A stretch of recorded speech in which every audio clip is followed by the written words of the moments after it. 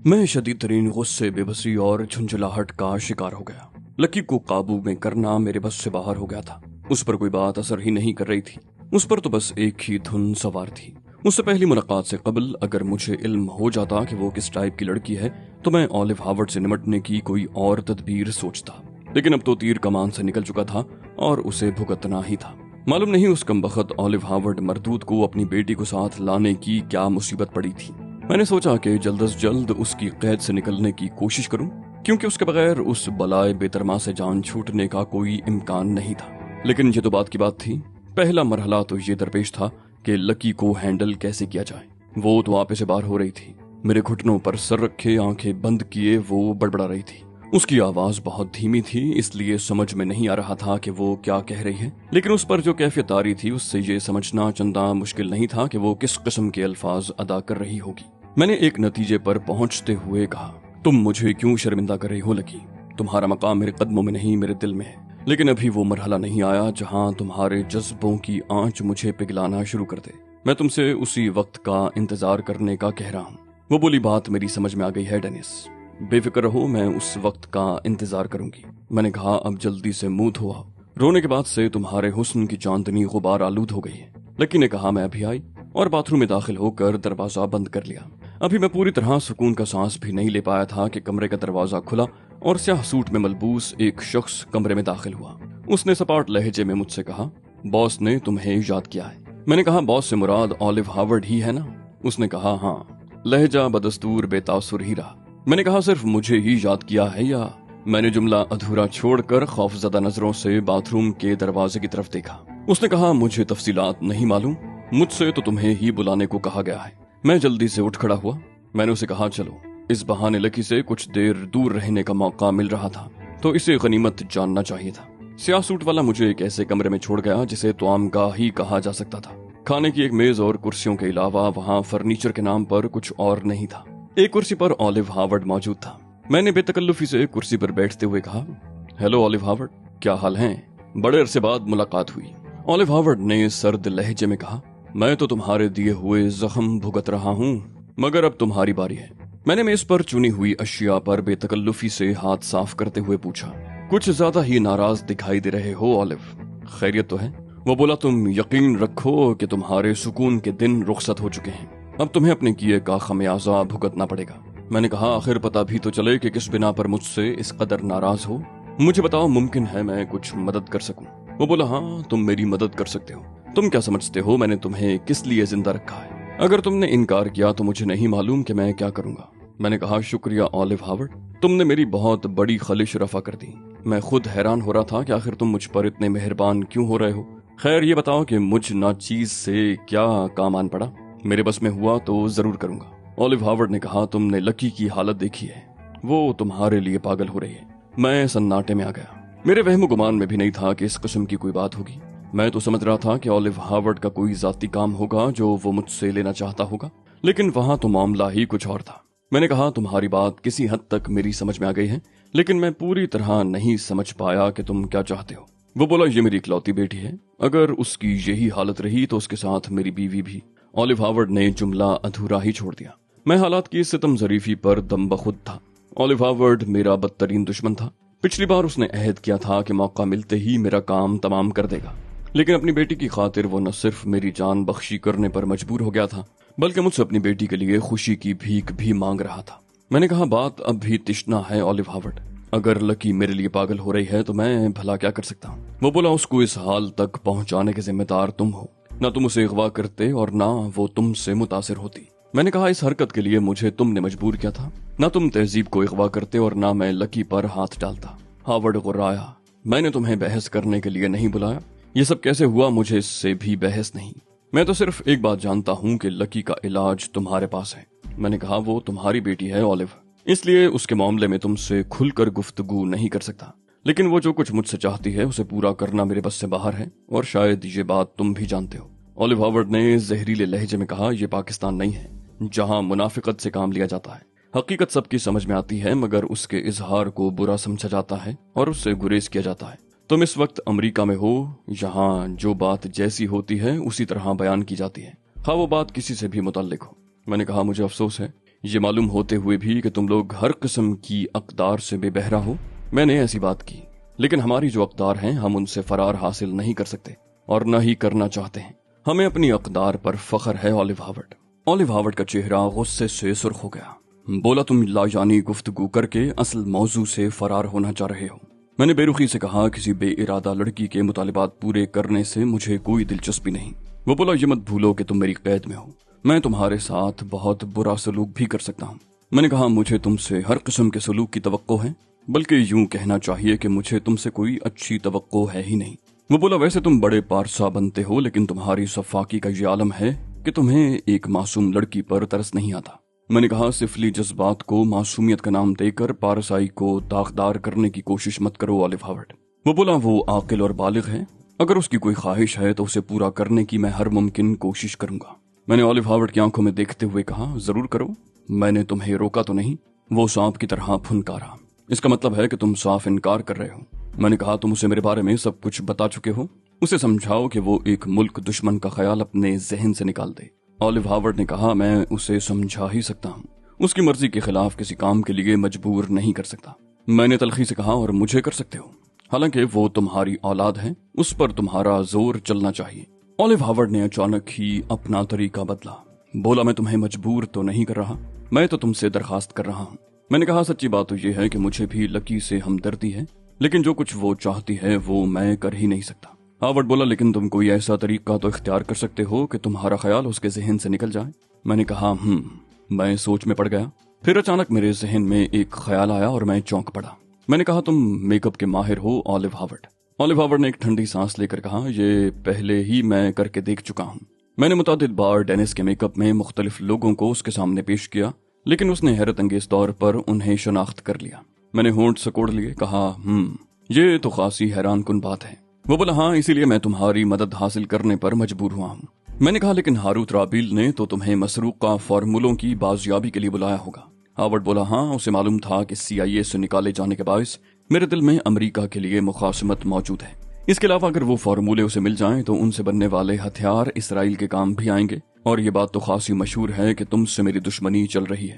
میں نے کہا، جب یہ بات ہے تو تم نے مجھ سے فارمولوں کے سلسلے میں کوئی بات کیوں نہیں کی؟ وہ بولا، تم تک پہنچنے میں مجھے ذرا سی تاخیر ہو گئی۔ تم نے نہ صرف فارمولوں کی فلمیں حکومت کے حوالے کر دی، بلکہ ہاروت رابیل کی اصلیت سے بھی انہیں آگاہ کر دیا۔ مجھے یقین ہے کہ تمہارے پاس فارمولوں کی نقل بھی نہیں ہوگی۔ میں نے حیرت سے کہا، یہ فیصلہ تم نے کیسے کر لیا؟ حالانکہ اصولی طور پر میرے پاس فارمولوں کی نقل ہونی چاہیے۔ اولیو ہاورڈ مسکرایا، بولا، نہیں، تم نے ایسا نہیں کیا ہوگا۔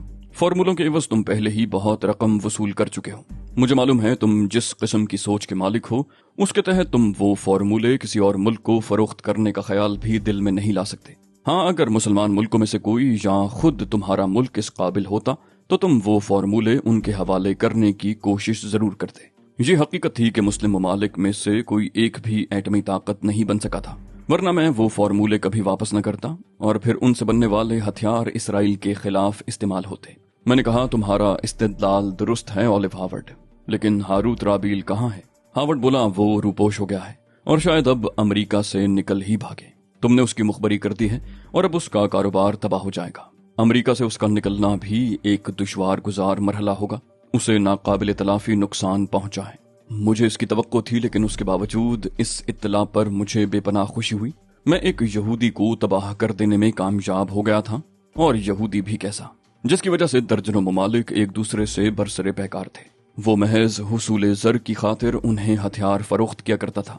اب کم از کم اسلحے کی کمی کی وجہ سے بہت سے ممالک کے درمیان جنگ کی شدت تو کم ہو جائے گی۔ میں نے کہا، مجھے خوشی ہوئی اولیو ہاورڈ، اسے بتا دینا کہ علی یار خان سے عہد شکنی کرنے والوں کا حشر اتنا ہی برا ہوتا ہے۔ اولیو ہاورڈ کو میری بات بہت بری لگی، لیکن وہ لکی کی وجہ سے مجبور تھا، اس لیے مجھے کوئی جواب نہ دیا۔ میں نے کہا، اس سے یہ بات تو بہرحال ظاہر ہو گئی کہ ہاروت رابیل میرے سلسلے میں تم پر کثیر اخراجات کر رہا ہے۔ جس ٹیکسی میں ہمیں اغوا کیا گیا تھا اس کے پیچھے بھی اسی کی دولت کار فرما رہی ہوگی۔ ہاورڈ بولا، ہاں، میں اس کی آخری امید ہوں، اس لیے وہ دل کھول کر رقم خرچ کر رہا ہے۔ اب اس کی خواہش صرف یہ ہے کہ کسی صورت سے تمہیں کیفر کردار کو پہنچا دیا جائے، اس لیے کہ یہودی قوم کے لیے سب سے بڑا خطرہ تم ہو۔ میں نے معنی خیز لہجے میں کہا، اوہو، تب تو تمہیں واقعی اس کی مدد کرنی چاہیے۔ اس وقت تو میں تمہارے قبضے میں بھی ہوں۔ وہ بولا میں نے ایک بار پہلے بھی تم سے کہا تھا کہ میرے لیے سب سے زیادہ اہم اپنی ذات ہے، اپنا خاندان ہے۔ اگر میں ہی اس دنیا میں نہ ہوا یا میرے ہوتے ہوئے میرے اہل خانہ کسی تکلیف میں مبتلا رہے تو میری زندگی کس کام کی؟ میں نے کہا اصولی طور پر مجھے تم سے اختلاف ہے، لیکن چونکہ تمہارا موقف میرے حق میں ہے اس لیے میں تم سے اختلاف نہیں کروں گا۔ اولیو ہاورڈ نے کہا تمہارے اتفاق یا اختلاف کرنے سے میرے نظریات تو تبدیل ہونے سے رہے۔ میں نے سرسری انداز میں کہا ظاہر نظر نہیں آ رہا، کیا اسے کہیں اور رکھا ہے؟ ہاورڈ بولا بے فکر رہو، وہ محفوظ ہے، اور اگر تم نے مجھ سے تعاون کیا تو اسے کوئی گزند نہیں پہنچے گا۔ مجھے اندازہ تھا کہ ظاہر محفوظ ہی ہوگا۔ میں اولیو ہاورڈ سے تہذیب کے بارے میں پوچھنا چاہ رہا تھا، لیکن سمجھ میں نہیں آ رہا تھا کہ اس سے کس پیرائے میں بات کروں۔ اس بات کا امکان تھا کہ میرے ہاتھ آ جانے کے بعد اس نے کرسٹل ہوٹل پر توجہ دینے کی ضرورت نہ سمجھی ہو، اور میرے پوچھنے پر خواہ اس کی توجہ اس جانب مبذول ہو جائے اور تہذیب بلا وجہ خطرے میں پڑ جائے، لہٰذا محتاط رہنا ضروری تھا۔ اولیو ہاورڈ نے مجھے بغور دیکھتے ہوئے کہا تم کس سوچ میں پڑ گئے؟ کہیں تہذیب میلکم ایکس کے بارے میں تو نہیں سوچ رہے؟ میں حیران رہ گیا، مگر میں نے کوشش کی تھی کہ میرے چہرے سے کچھ ظاہر نہ ہونے پائے۔ میں نے کہا یہ اندازہ تم نے کیسے لگایا؟ وہ بولا تم کرسٹل ہوٹل جا رہے تھے کہ میرے ہتھے چڑھ گئے۔ ہاروت رابیل سے تمہارے بارے میں سن کر ہی مجھے اندازہ ہو گیا تھا کہ تمہارے ساتھ تہذیب میلکم ایکس ہی ہو سکتی ہے۔ پھر جب تم نے ٹیکسی ڈرائیور سے کرسٹل ہوٹل جانے کو کہا تو میں نے اس ہوٹل کی طرف بھی توجہ دی۔ مجھے معلوم ہو گیا کہ وہاں تمہارے دو ساتھی اور بھی مقیم ہیں، جن میں سے ایک تہذیب میلکم ایکس ہے اور میک اپ میں ہے۔ میں نے ایک طویل سانس لی، یعنی اسے علم تھا۔ میں نے چند لمحے بعد کہا پھر تم نے کیا کیا؟ وہ بولا کچھ بھی نہیں، تمہارے ساتھی تم پر پڑنے والی افتاد سے بے خبر ہیں اور تمہارا انتظار کر رہے ہیں۔ ایک حد کے بعد وہ تمہیں تلاش کرنا شروع کریں گے۔ میں اس وقت چونکہ زیادہ بکھیڑوں میں نہیں پھنسنا چاہتا، اس لیے انہیں ان کے حال پر چھوڑ رکھا ہے۔ میں نے دھیمی آواز میں کہا بہتر صورت بھی یہی ہے کہ انہیں ان کے حال پر چھوڑ دو۔ اولیو ہاورڈ نے کہا کیا مطلب؟ اس کے ماتھے پر درجنوں شکنیں پڑ گئیں۔ میں نے کہا اگر تم نے تہذیب کو چھیڑنے کی کوشش کی تو میرے لیے خود پر قابو رکھنا مشکل ہو جائے گا۔ اس نے دھمکی آمیز لہجے میں کہا کسی غلط فہمی میں مت رہنا، تمہارے لیے میں نے بہت سخت انتظامات کیے ہیں۔ تم نے فرار ہونے کی یا کوئی اور غلط حرکت کرنے کی کوشش کی تو تمہاری زندگی کی ضمانت نہیں دی جا سکے گی۔ میں نے کہا بہت سے فیصلے ایسے ہوتے ہیں جو وقت کرتا ہے، اس لیے میں کچھ نہیں کہوں گا۔ وہ بولا میں نے تمہیں خبردار کر دیا ہے، اس کے بعد ساری ذمہ داری تمہاری ہوگی، اور ہاں مجھے ہاں یا نہ میں واضح جواب دو۔ میری سمجھ میں نہیں آ رہا تھا کہ اس صورتحال سے کس طرح نمٹوں۔ مجھے خوب اندازہ تھا کہ اس کی قید سے نکلنا آسان نہیں ہوگا۔ وہ مجھ سے بہت اچھی طرح واقف تھا اور اس نے اسی مناسبت سے حفاظتی انتظامات بھی کر رکھے ہوں گے۔ اس کے علاوہ ایک اور چیز بھی تھی، اور وہ تھی لکی ہاورڈ کی حد سے بڑی ہوئی وارفتگی۔ مجھے معلوم تھا کہ یہودی قوم کی لڑکیاں اپنے مخالفین کو اپنے حسن کے جال میں پھنسا کر اپنا اور یہودی قوم کا الو سیدھا کرنے کے فن میں ماہر ہیں۔ انہیں اس کام کی تربیت بھی دی جاتی ہے اور وہ ایسے کام قومی فریضہ سمجھ کر انجام دیتی ہیں۔ عرب قوم کے خلاف یہودیوں کا سب سے بڑا اور مؤثر ہتھیار یہی لڑکیاں تھیں۔ پھر میں یہ سوچنے میں حق بجانب تھا کہ اولیو ہاورڈ نے کوئی حربہ کارگر نہ ہوتے دیکھ کر میرے خلاف اپنی بیٹی کو استعمال کرنے کی ٹھان لی ہو، یا پھر اس کی بیٹی نے خود اپنی رضاکارانہ خدمات پیش کر دی ہوں۔ میرے لیے اصل صورتحال کا اندازہ کرنا بے حد مشکل ہو رہا تھا، اور میں چونکہ اس وقت بے دست و پا بھی تھا اس لیے مصلحت کوشی بھی ضروری تھی۔ میں نے ایک فیصلے پر پہنچ کر اولیو ہاورڈ سے نرم لہجے میں کہا مجھے خود بھی لکی سے ہمدردی ہے۔ وہ بولا بے وقوف بنانے کی کوشش مت کرو، تمہیں بھلا اس سے کیا ہمدردی ہو سکتی ہے؟ میں نے کہا مجھے اس سے کوئی دشمنی بھی نہیں ہو سکتی، وہ ایک معصوم لڑکی ہے، یہودیوں کے عزائم میں شریک نہیں ہے۔ وہ بولا اگر تمہیں واقعی اس سے ہمدردی ہے تو تم اس کی مدد کرنے کی حامی کیوں نہیں بھرتے؟ میں نے کہا میں نے انکار تو نہیں کیا، بس یہ ہے کہ اس کی خواہش پوری کرنا میرے بس سے باہر ہے۔ ہاورڈ بولا بات تو وہی ہے، تم نے صاف انکار نہیں کیا بلکہ بہانے بازیاں شروع کر دیں۔ میں نے کہا میں کوئی اور طریقہ اختیار کر سکتا ہوں، کوشش کروں گا کہ اس کے دل و دماغ سے میرا خیال زائل ہو جائے۔ اولیو ہاورڈ نے مایوسی سے کہا تم کچھ بھی نہیں کر سکتے، وہ میری بیٹی ہے، میں اس سے اچھی طرح واقف ہوں۔ ایک بار وہ جس چیز کے لیے مچل جائے اسے حاصل کیے بغیر چین سے نہیں بیٹھتی۔ تم اس کی پہنچ سے جتنا دور ہوتے جاؤ گے اتنا ہی اس کی طلب میں اضافہ ہوتا رہے گا۔ میں نے تشویش سے کہا پھر یہ مسئلہ کس طرح حل ہوگا اولیو ہاورڈ؟ وہ بولا ہو جائے گا، مگر اس کے لیے مجھے تم پر محنت کرنی پڑے گی۔ میں نے حیرت سے کہا کیا مطلب؟ اولیو ہاورڈ نے معنی خیز لہجے میں کہا مطلب بھی سمجھ میں آ جائے گا۔ دراصل اب مجھے ساری توجہ تمہیں لکی کے مطالبے کے سامنے سر نگوں کرنے پر صرف کرنی ہوگی، اور ظاہر ہے تم آسانی سے تو نہیں مانو گے۔